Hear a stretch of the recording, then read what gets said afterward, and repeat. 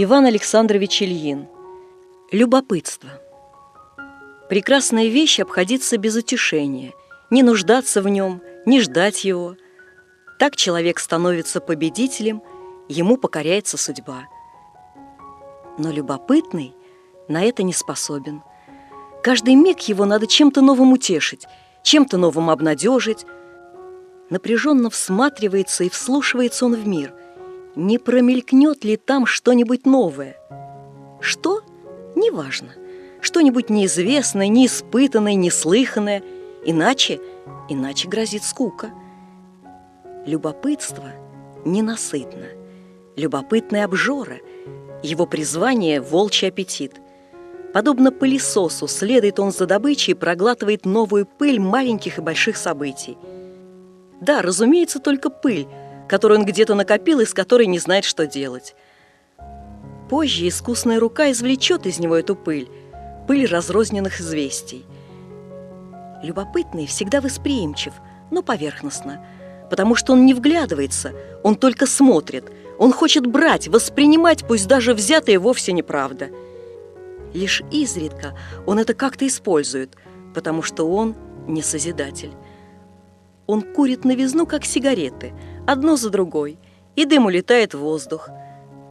Но сам он действительно ли существует? Представляет ли он действительную реальность? Может быть, он только сказочная шляпа с дырой, которая, наполняясь золотом до краев, всегда оставалась пустой? Или, может быть, он подобен шлангу водяного насоса?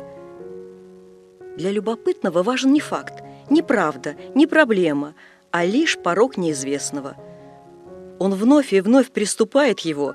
Это его радость, его утешение, его новая сигарета. Ради чего же переступать? Этого он не знает. Тогда его волчий аппетит ограничивается вкусом и запахом. Он останавливается на предвкушении. Он хочет лишь прелести новизны, лишь приправы, а не сущности пищи. Может быть, он хочет приподнять завесу Изиды? Нет, это было бы для него слишком. Это могло бы его сразить, обязать, наложить на него ответственность. Тогда ему пришлось бы созерцать, а это ему не подходит. Ему не дано больше, чем смотреть. Ведь тогда ему, возможно, пришлось бы еще и действовать, а это ему также не подходит. Он может только порхать. Он безответственный потребитель, который, утоляя жажду, хлебает утешение жизни из чащи собственной пустоты. Итак, нам не надо его утешать. Пусть он утешится сам. А что же другие, на коих он часто производит столь безутешные впечатления? Он благоразумен и умен для того, чтобы принимать людей такими, какие они есть. Но никто из них не может превзойти самого себя. Ни один воробей не пролетит над горой, ни один червь не переползет через облако. А ведь каждый фотограф тоже оказывает добрые услуги. Любой исследователь может найти хорошее применение чужому любопытству. Есть даже профессионалы, занимающиеся сбором новостей. Однако любопытство, как таковое, следует правильно оценивать. Тому, кто воспринимает жизнь всерьез, чужое любопытство обременительно, а собственное несносно. Он скоро с ним справится. Кто хочет глубины, тот должен учиться видеть, тот не может гнаться за новым, тот должен полюбить старое.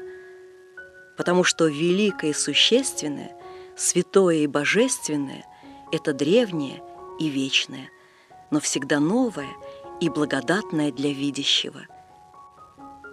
Любопытство – источник поверхности, опошление жизни, безбожие. Подобно плохой тропе, оно незаметно ведет человека в пагубное болото.